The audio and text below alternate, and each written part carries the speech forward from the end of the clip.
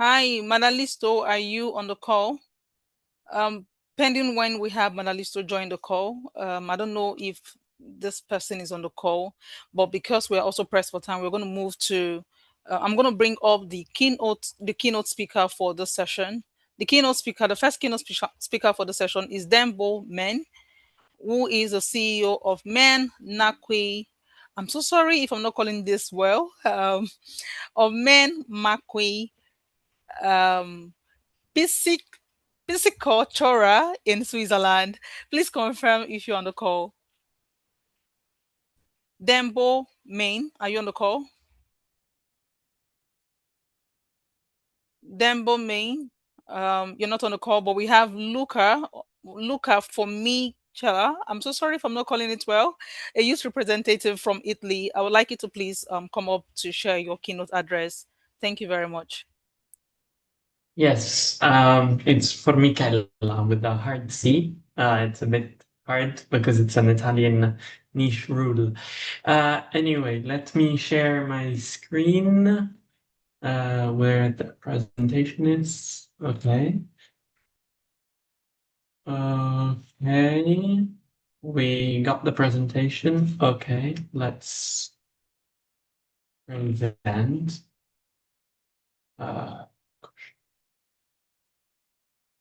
Okay. Where's the present button? Right, guys, I'm very sorry. I'm just not very used to PPTs. I'm more used to Google Slides. So where is the present button? You can find it ano, there's a live bottom inside it on the top on the left top on the left On the top, top. like yeah, right there, and you can No. see move a little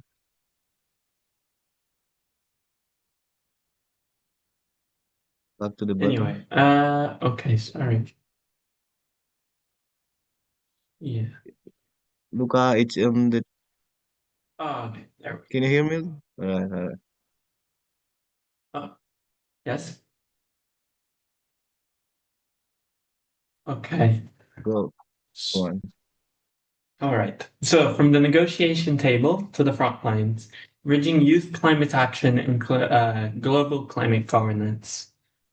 So imagine that you're a member of youth and you're a 16-year-old who wishes to go to school.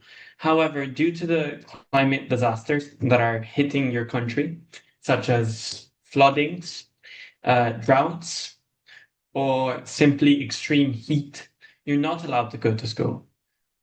But instead, you have to walk 50 miles to get to the nearest body of water, just to get water, enough water for your family to survive. And you have to choose. Do you irrigate the fields?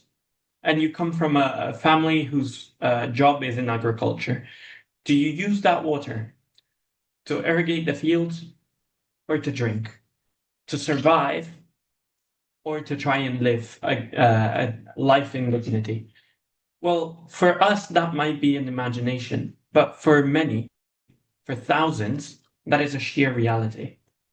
Here, we can see that UNICEF estimates that 1 billion children are affected by climate phenomena. Droughts threaten food security at a never seen rate before. Over 91% of young people report being personally affected by climate change, and 60% of Gen Z are reported to have high levels of eco-anxiety. This data for me is the most important, 60% of Gen Z, and I'm a member of Gen Z. So 1 in 6 people my age has eco-anxiety. And then we must understand that climate resistance and resilience is not an abstract goal. It is a survival of humanity. We must use it, we must achieve it to survive. It's not a choice. Right, now that I've set this not so beautiful reality, let me be more positive. Youth are indeed acting. Young people do not wait for permission. Young people are working hard. They're working on projects, on policies. And what I found through my experience is that the majority of youth action is focused on restoring mangrove ecosystems, building community-based warning systems, organizing climate education campaigns, and leading local adaptation and resilience projects, as well as mobilizing climate movements. So for me and through my experience, and the message I want to send you all today is that youth are not only the leaders of tomorrow, we are the assets of today. So here I've got 3 beautiful initiatives of one way that youth participates in climate resilience. And this is what I call boots on the ground climate resilience. So these are just 3 of plenty of organizations whose projects is to build climate resilience and to work against climate change. So the first one being Green Africa Youth Organization, and they work across Ghana and other African countries. And their aim is to build climate resilience through waste management, community-based climate adaptation initiatives, and environmental education in vulnerable community and engagement in national climate policy discussions. The second is Plant for Plant initiative. They're a large-scale tree planting and restoration project. They train young people, what they call climate justice ambassadors. And then they've got advocacy programs in international forums, and they support global reforestation data and transparency platform. Youth Nets for Climate Justice is the third one.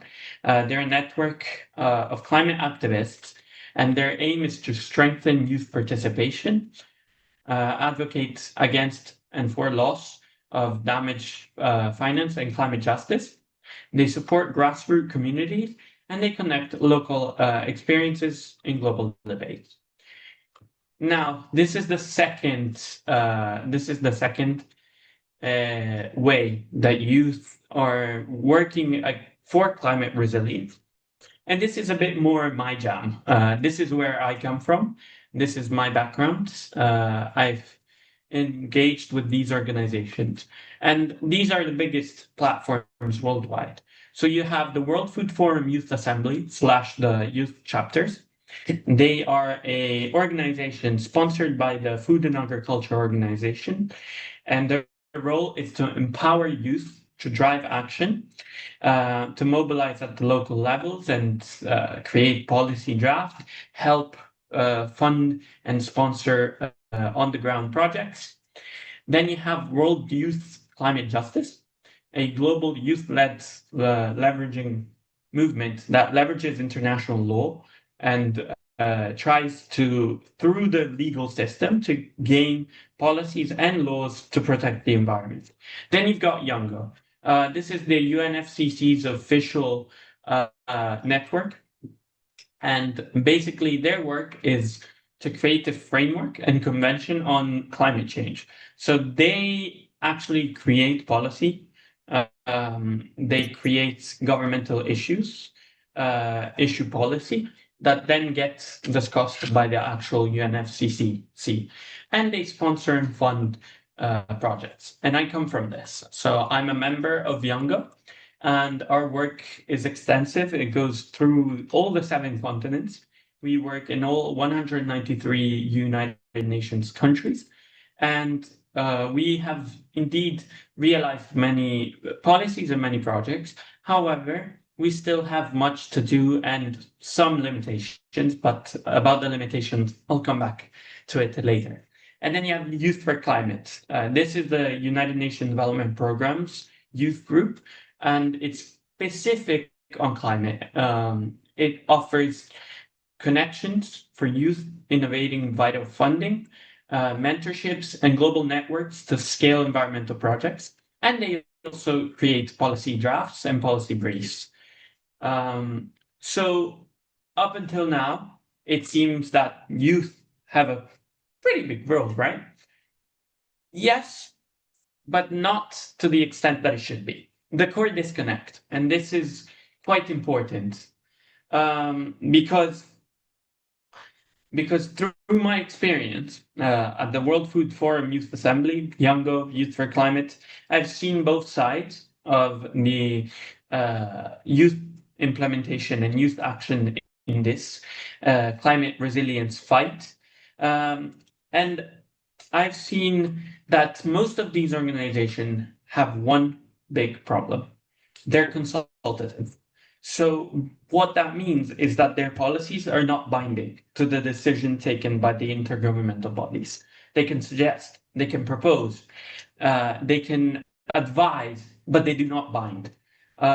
So what we do, it doesn't necessarily mean it's going to be implemented. And for me, this is the core disconnect. So why are those closest to the climate crisis often furthest from the decision-making process? This is a question I want you to keep in mind.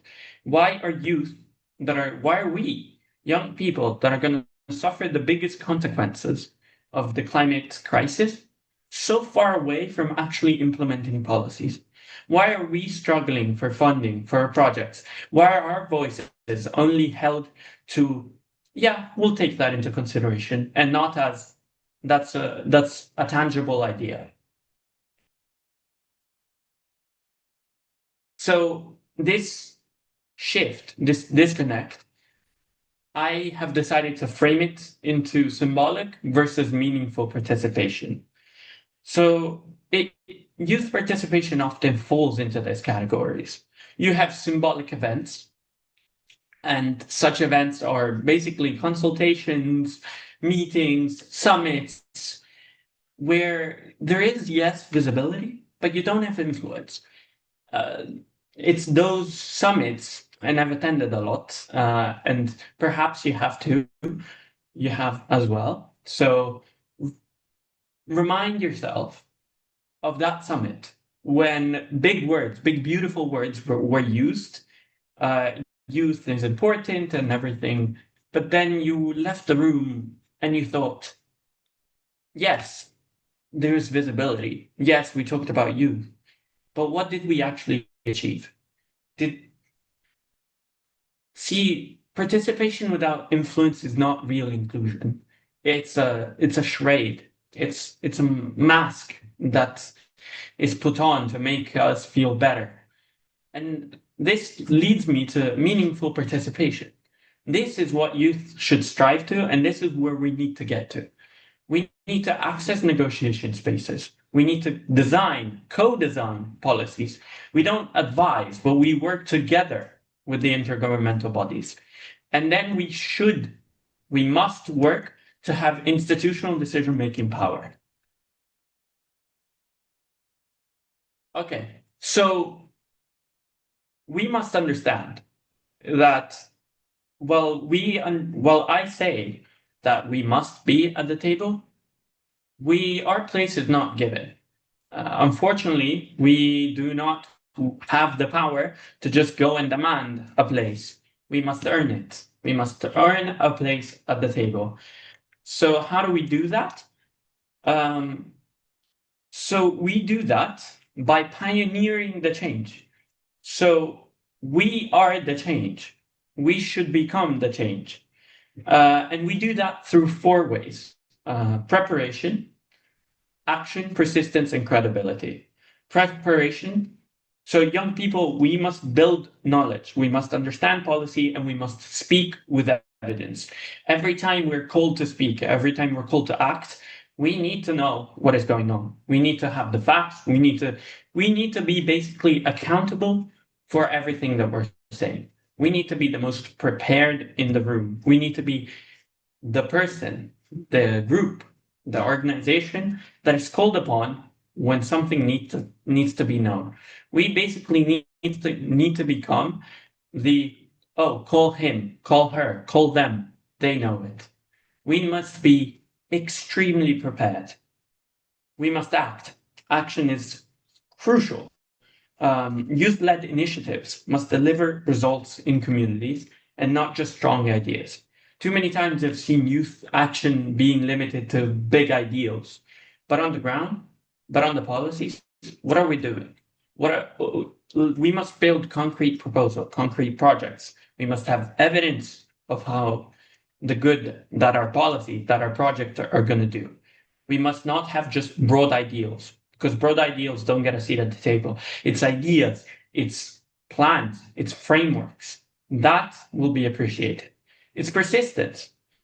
See, young people must keep showing up, building coalitions. We must push for spaces, and we must push until we're heard.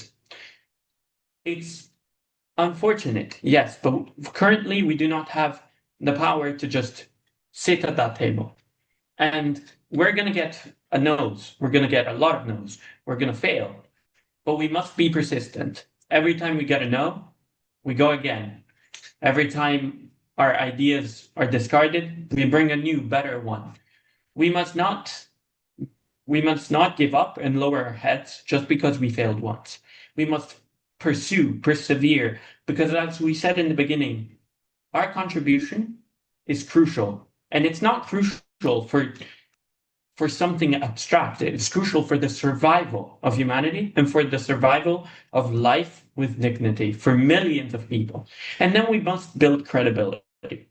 This is perhaps the most important part, because how many times have you, as a young person, being discredited as you're too young to understand? See, this is something that really upsets me, and I want to be frank with you all. When we are told that we're not credible or competent just because of our age, that really, really angers me, because that is absolutely not true. Youth are credible, youth are competent, but we must demonstrate it. Decision makers are likely to listen when youth demonstrate responsibility, consistency, and solutions. So we must take all three. We must take our perseverance, our preparation, our action, and we must channel them together, and that creates credibility. Credibility is created through the evidence, through the action, through our sheer persistence to not give up. That builds credibility, and that credibility allows us to enter the table. So please do not expect a seat on the table. We must earn it, we must fight for it, and we must protect it. Luca, you have just 1 minute to please wrap up. Thank you. Perfect. So you're never too young to change the world. There is a generation already leading. We are a generation already leading.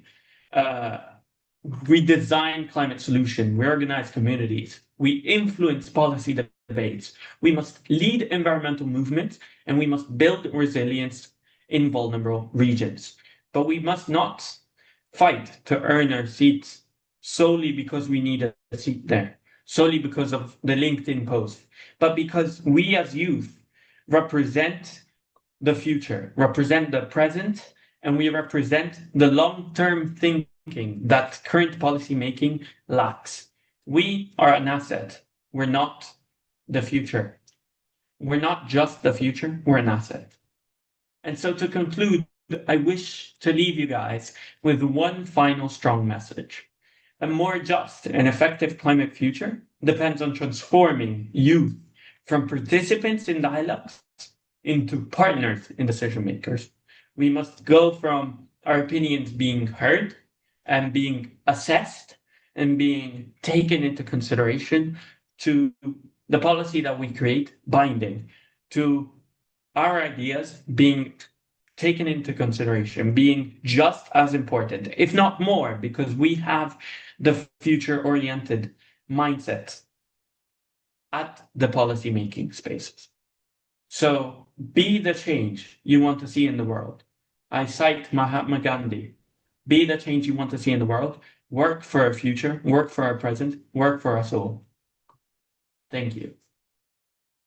Thank you so much, Luca, for such a very, very insightful, succinct, but very powerful presentation about climate change and how we can be participants in deciding how the effects of what we want to be the reality of climate change for us in the world. Thank you so much. I want to confirm again if the moderator for this session is now available? So I can hand over to the moderator. Madaliso Mutonga from Zambia, please confirm if you're on the call. Madaliso, are you now on the call? Okay, if Madaliso is on the call, do we have on the call Mata Misumuko? I'm so sorry if I'm not calling your name correctly, but Mata is also the moderator, another moderator for this session. I just want to confirm if Mata is on the call as well. Mata, are you on the call? Yes, I am on the call. I don't know if I'm Great. audible. Absolutely, you are. So I'll be handing over to you at this point to please proceed with bringing up the second keynote speaker, if the second keynote speaker is available, and to proceed with the panel session. We do not have as much time as we would have because we've taken a bit of time. So I just want to implore that you please wrap up the session in the next 35 minutes. Thank you. Okay, thank you so much. As introduced, my name is Martha Msimuko. I'm all the way from Zambia. Good evening, good afternoon, good morning to all the delegates here from across the globe. Thank you so much for this opportunity. So I would just like to find out if our other keynote speaker is available. That should be Dembo Mané. I don't know if I'm pronouncing it correctly, but Dembo, are you in the meeting? Are you able to unmute? Okay, thank you. Dembo, are you in the meeting? Okay, due to time, we will just go to the next part of this segment, and I'm going to introduce a number of panelists, distinguished panelists, who are just going to answer a few questions and address this cause for this segment, which is the Youth for Climate Resilience from Local Action to Global Policy. So if I just mention your name, just confirm with me if you are in the meeting. So do we have Busari Jamaldin, who is a legal officer, Dentsu International, all the way from Nigeria? Are you in the meeting? Okay, do we have Nancy Shayla from UK?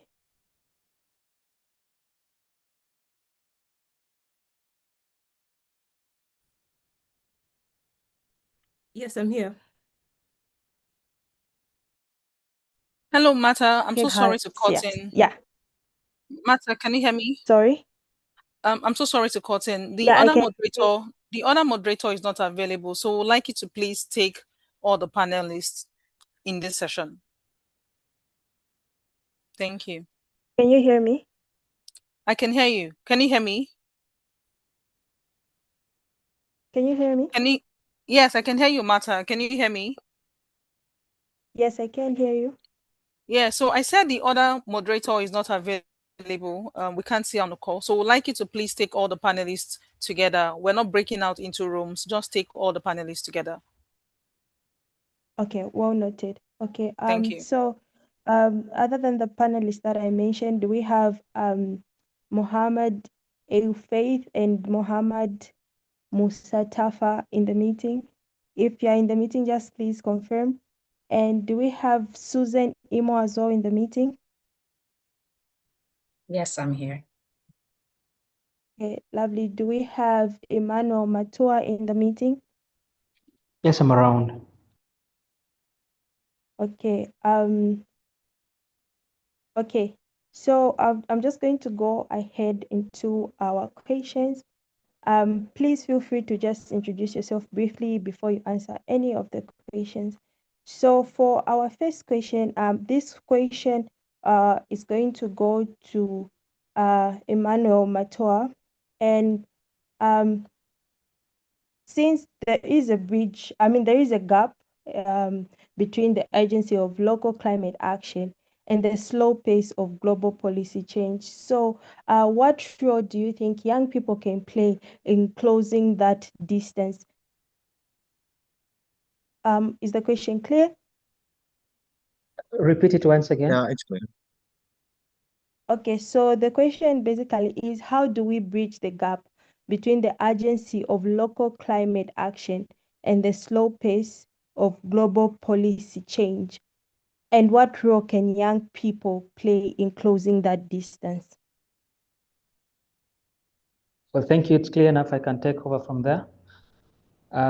Yes. First of all, my name is Emmanuel Matua, Ugandan, the founder and executive director of SKICEND, that is Skills and Innovation for Community Empowerment, Nationhood and Development. Also a member of my foundation, Global Youth Ambassador.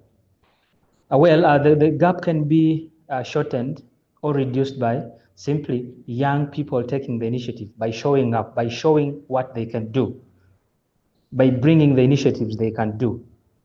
In many cases, young people are not given a chance to show up, to take the chances, to do what they can do. They are not given the privileges. So if they are left like that, what can they do? All the ideas are hidden. They can't do anything. Yet they're having brilliant ideas. So the first is them showing up. And then we have to talk to our leaders, to organizations, agencies that have the power, that are at the forefront of decision making, to give them the room, to allow them offer what they can give, what they can do to solve the problems which we are having right now. Currently, if you take years from 2015 up to around 2024, these have been the hottest years in record. 10 years, the hottest we've ever had. So what can we do? A lot of young people have ideas. They can do a lot of things. We've had floods taking over, causing a lot of distractions. We've had serious heat waves, causing even death of children in schools, like in Sudan in 2024, December, and 2025, January and Feb. Children were dying in schools. So young people can take the initiatives of simple things like tree planting, simple things like wetland stewardship, cleaning the wetlands, creating awareness, and many other initiatives they can bring on. If they are not given the platform, if they are not given room to bring forth their ideas, what can they do? Nice. They shouldn't be pushed back. That is what I can say towards this. My camera has a problem. It got some stain. It's unfortunate that I cannot turn it on. Even if I turn it on, nothing can be seen. That's why I've left it like that. Thank you. Thank you so much for your response. Indeed, young people need to show up, and they really do need to talk and make their opinions known. Okay, so allow me to just pass the same question to Susan. Susan, are you able to answer? Yes, please. Hi, everyone. My name is Engineer Ozoma Susan Imo. I am the Deputy Director, Sustainability and Development at YouthUp Global. YouthUp Global is an NGO and social enterprise that is focused on educating Pan-African young people in the continent. So back to the question. Of a truth, opportunities, there's a form of tokenism that is given to other youths. Say, for example, just like the way for gender balancing, we have the tokenism of, oh, we need to meet 30% on a board, being women. There's also that tokenism of, we need young people, say, whatever age range that is stated as, oh, what is young according to the UN, which is under 30. But in the reality, it always looks like organizations, nations, the government, politics is trying to just tick the box and not actually get these young people to fully participate. And that is why in most times when it is that way, I will always say this, create your own spaces instead. That is the best thing you can do. When you create your own spaces, at some point they'll realize it wasn't just you being deviant or trying to have your own place, but it is you trying to say, we see that you are not listening to us, but we would take it up from here. So, and that's why where I volunteer, if I share personally, my real job doesn't let me do as much as I want, but I rather go elsewhere. So those are the kind of things we can do. And if we apply this, not just from a local perspective up to global, if we go to the COPE, Conference of Parties, and we feel like they are not listening to us, just like the keynote speaker, Lucas, spoke. I'm also a member of the Younger Energy Working Group, yes. And I see what we're doing. It's beautiful. We're participating with them and all whatnot. But if it gets to the point they think we're just ticking the box, oh, we invited the youths, there were LCOs for them to attend or RCOYs for them to attend, maybe it's time for us to create our own spaces. Thank you. Wow, that was so insightful. So for our next question, I would just like our panelist Mohammed El Faith. Are you in the meeting?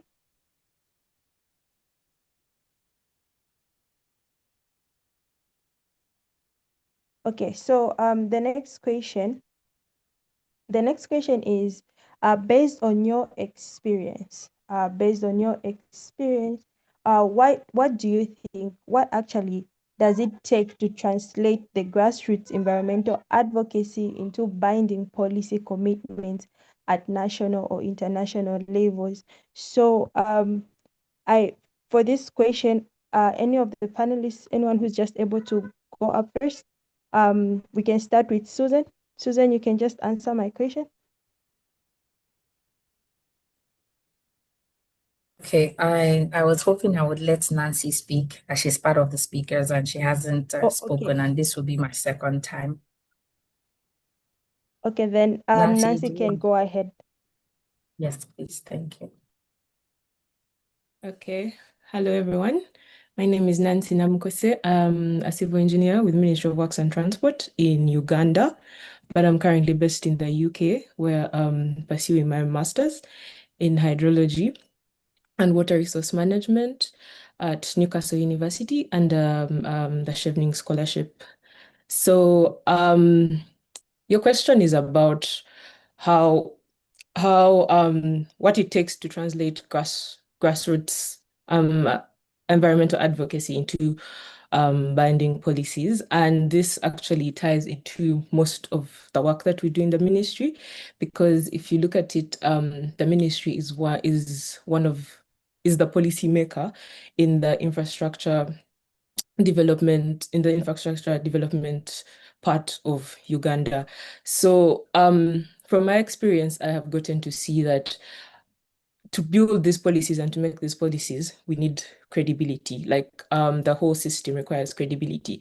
And how the youth can help or make these changes is by actually becoming data collectors or people that actually do the work. And I don't say go outside and just start collecting data.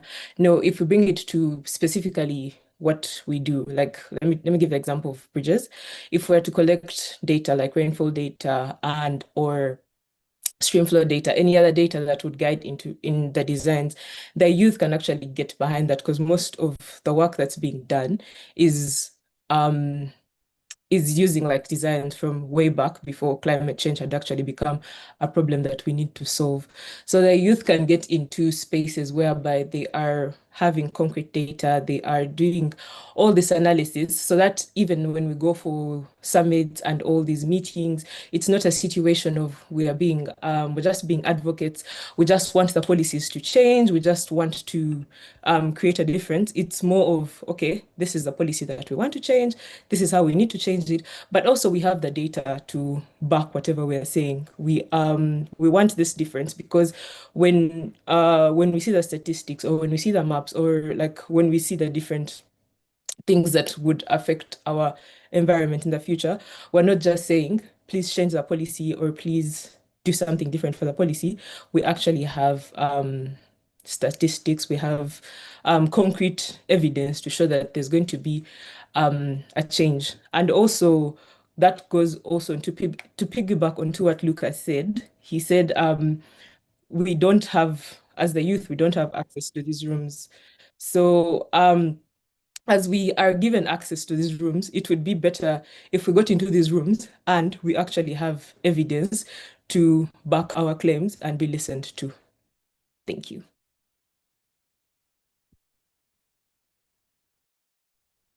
Thank you so much, Ma. That was so insightful. So I'm just going to address the same question to Fernando. If you're in the meeting, please do unmute. All right. Good evening, everyone from Madagascar.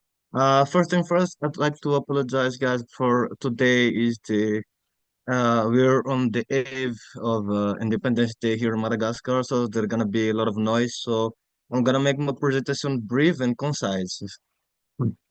So my name is Fernando.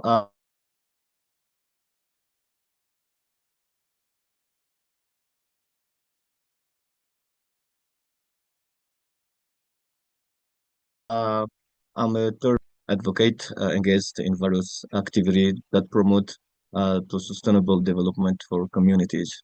So get back to the question being asked. Uh, Based on my experience, I think with 3 years of volunteering, my experience has taught me that awareness is only at the beginning. Many young people and community organizations are already doing incredible environmental work, but creating real policy change requires much more than raising awareness.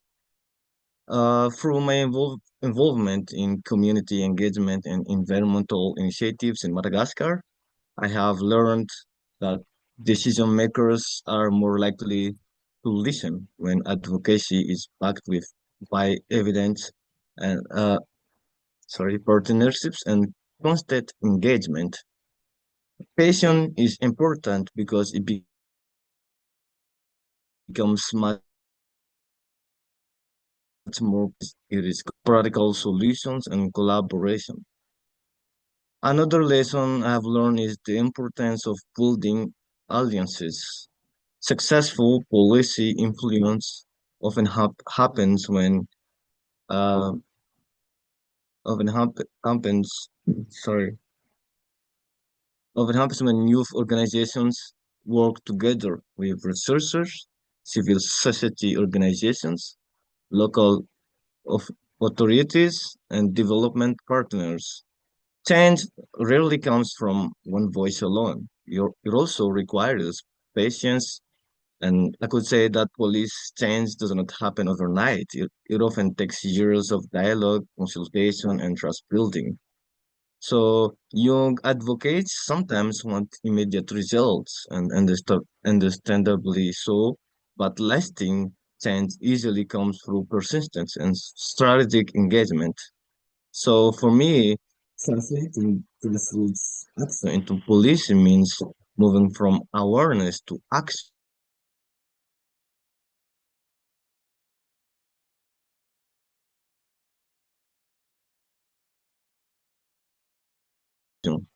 from action.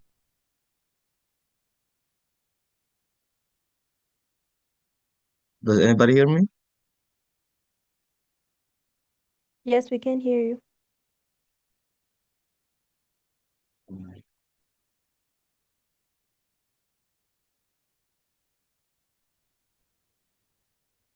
Yes, we can clearly hear you. You can go on.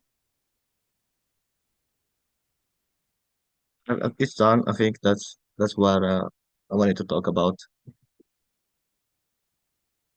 Okay, thank you so much for that perspective and insight. So allow me to just address the same question to Samuel Ume. Samuel, are you able to unmute?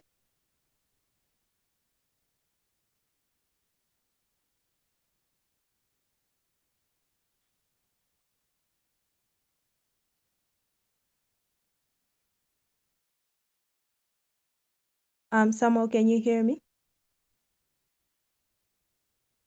Yes, I can hear you. Okay, you can just give us a few remarks on the question that was asked earlier.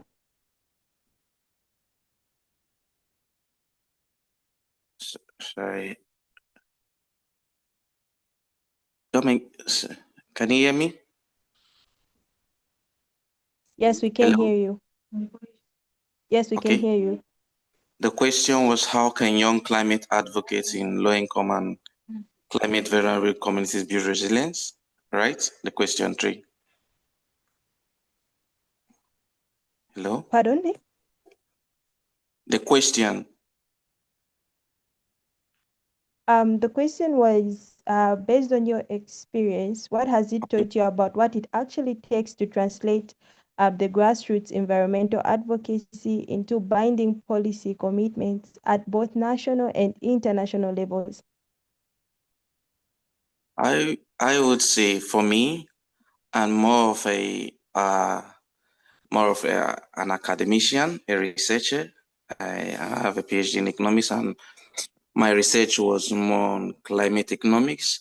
And I would say, number one, there need to be evidence. You don't just come to the outgoing generation or the aging generation without evidence. When I mean evidence, yes, there is a global knowledge that there's climate change, there's global warming, but in each country, in each locality, they have their own specific climate change action. That is, when I mean climate change effects that is going on in that. And so you need to have data on you have to have evidence, maybe photographic evidence, it may be in statistical evidence that actually this is the effect of climate change, maybe economic effect, maybe health effect of climate change in that locality. And two, secondly, you need to put yourself out, maybe conferences, presenting your evidences, workshops in gatherings where you know that top policy makers in that country, top policy makers in the world come to deliberate on those issues or close to those issues, where you could submit your presentation, you could present your evidences so as to create awareness, and not just awareness, that's to move the people to action. And also there's need for patience and persistence. You are persisting, but yet you are patient, because it's not that the older generation they look down on us. It's just that some of them are bureaucratic, they are methodical. While we are young, we have the energy, and we want to push for the action now. But we should realize that these people in their own generation as youth, there were other advocacies they stood for, maybe independence of their country and other issues. And there's a way they went about it. So we need to study how did they go about it, and how did they react to the generations that were elderly before them, that were their elders when they were fighting for those things. And so see how to react with them when we are advocating for the climate actions that will be taken. And yeah, that's all I could say. Thank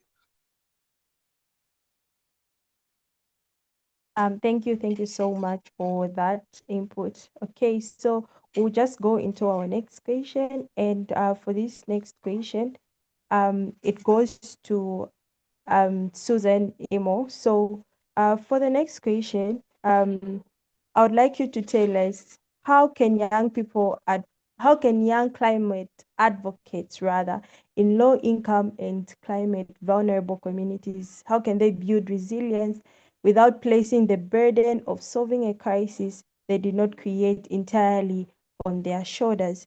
So if you're able to unmute, please do so. Yes, thank you for the question. I would just like to turn off my camera as part of the issues that we have in Nigeria, and the alternative I had just died out. So thank you. So back to the question, what will the young people, especially in the grassroots, the thing about I will use the word privilege, because those are the grassroots. Some of them don't even have access to education. So it behoves on every single one of us here, look into your indigenous community and find a way to set up I will call it a little firecracker. And what I mean by that is Say, for instance, let me use my community as an instance, my indigenous community. There's no alternative to clean cooking, right? And if I were to start saying the wonderful things about why they need to move to clean cooking, like that's they've always known to use firewood, right? So it behoves on me to speak to government agencies, the NGOs, social enterprises, create a partnership with them to let them know that if we keep letting our mothers, our kids to keep using this alternative that is not healthy, that it will cause issues, complications to their health. And then how do we integrate the rural youth into this kind of partnerships? It means that we need to touch back home. Even not your indigenous community, it could be a suburb or even a rural community very close to you. Because again, you need to have access to them. You need to spend your time with them, right?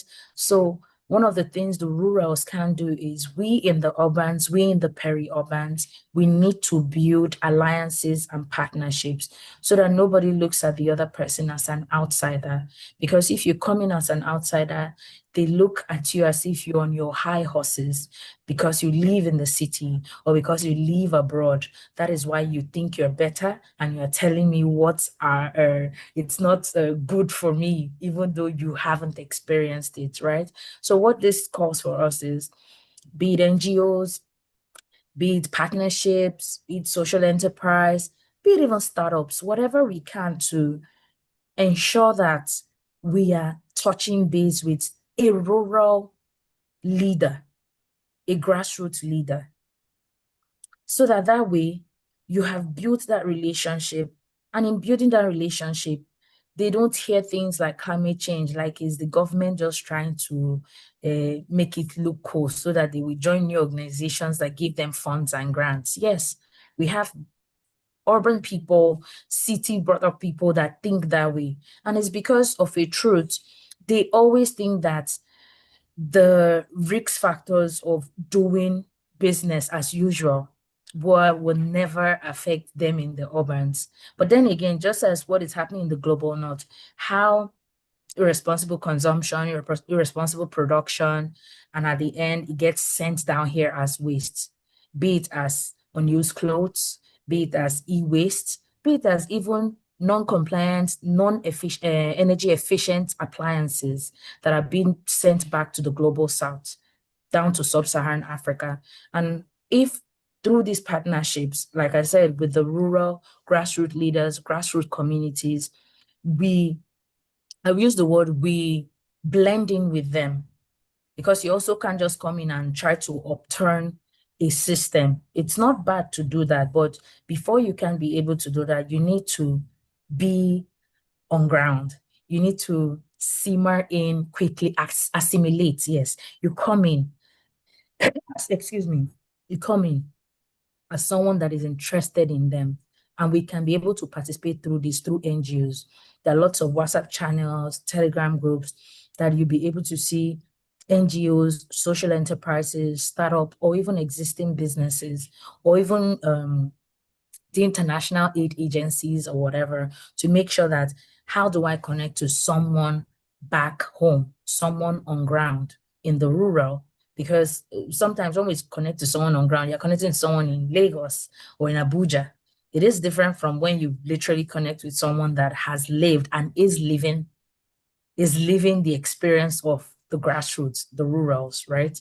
So that is how I think the rural youths, through partnerships from people like you and I that are in this room, we are privileged to be here sharing these thoughts and conversation. And instead of it just being, we have shared these thoughts, taking it up from here with actions. Thank you. Thank you so much for that.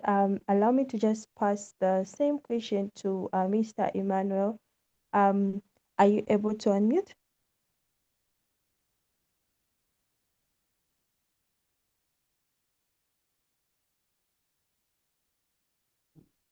Are you Emmanuel or Samuel? Which one?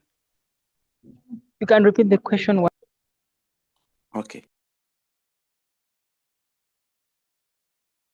Emmanuel, so the question was, how can young climate advocates in low-income and climate vulnerable communities, how can they build resilience without placing the burden of solving a crisis they did not create on their own shoulders? Mr. Samuel, you are free to go ahead and answer the question as well. Okay, I would say building on what Uzoma said, I will one challenge that we'll face is usually finance. Finance is the oil that keeps the engine running. So and it's sometimes might be difficult to have a international aid funds, but there is good in diaspora finance. So there are a lot of diasporans, or will I say citizens of a locality that are living in the urban areas or living abroad, and most of, like, let me say, my dad is an Igbo, and we come from the most Igbo communities in the Igbo diasporas. They have their community abroad, like associations, and so they relate with their people at home, and so people at home at the grassroots can reach out to them, or whoever is championing the act can reach out to them and say, okay, look at the various projects we have in order to combat climate change effects on our people. And so we know out of the money you send home to your relations to do this and pay for this, these ones can this you can send a portion for so project, and we create a financial vehicle that there will be accountability, there will be transparency, so that they could see that their funds are used for the purpose for why it is used. Let me say, for instance, maybe we want to like a solar powered farm, a solar powered poultry, and so that to help the people instead of and something like that. So we collaborate with our diasporans, and we collaborate with the citizens in the urban areas. Let me use, for instance, let me say a village in a village in let me in Nsukka. They have indigenes that are living in top cities like Lagos, top cities like Kano, top cities like Abuja. They can also abroad, US and UK and all those countries. So they could come together and open a fund, a fund where they could be donating a certain amount of money to help in the climate actions. So I think that is how another way we could solve that challenge of how young climate advocates in low income and climate vulnerable communities could build resilience without placing on the burden of solving a crisis they could not create. Because if you're waiting always for funds from aids, and a government can come into place in the developed country and say, we are no longer giving aid. Aid is a favor, not a right. And so what will you do? So we depend on that. Then also we could also as the other colleague said, of education, and because you could put those things in place, and if the villagers, they are not educated, they will abandon it because they have been used to a certain format of a way of life. So we need to educate them before we even start the project, while we are doing the project, and even after the project. We have to go back again, checking up, evaluating, monitoring that they've changed their way of life, or they are changing their way of life. Thank you. Can I add something on from what Samuel stopped at? Just 1 minute. Hi, sorry, before you do, Martha, you have 3 more minutes for the session, please. Thank you. So I can continue? Yes, you can just address us in the next minute, please. Okay, thank you about this. Samuel has given a very good information to us, the youth, the young people who are in areas where they cannot really support fully what they are doing. One thing I want to add on to that is a bit contrary to what he has given. I want to say to the young people who are creative, who are innovative out there, there are 2 things that normally kill ideas, kill our initiatives. One is recognition, that desire for recognition. And the second is funding. If you're so hungry for funding and if you're so eager for recognition, many times your initiatives you're going to start will reach a level when you feel those two are not being met, you're going to lose morale. But the first thing is to build something of substance, something that can create impact, something of value. Now, after building it at some point, that is when people are going to see before you even bring it to them. You can start with the local people, the leaders at your local level, talk to them, show them what you're doing, and you start from there. And once they like it, they will lift your voice. They will lift the initiative and spread it for you. Thank you. Okay, thank you so much for the beautiful remarks. Thank you to all our panelists for the rich conversation. That is it for this session. I hand over back to Magdalene. Thank you.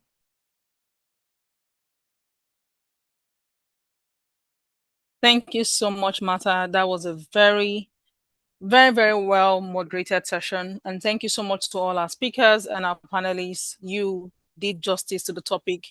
And I do hope that everyone listening is not just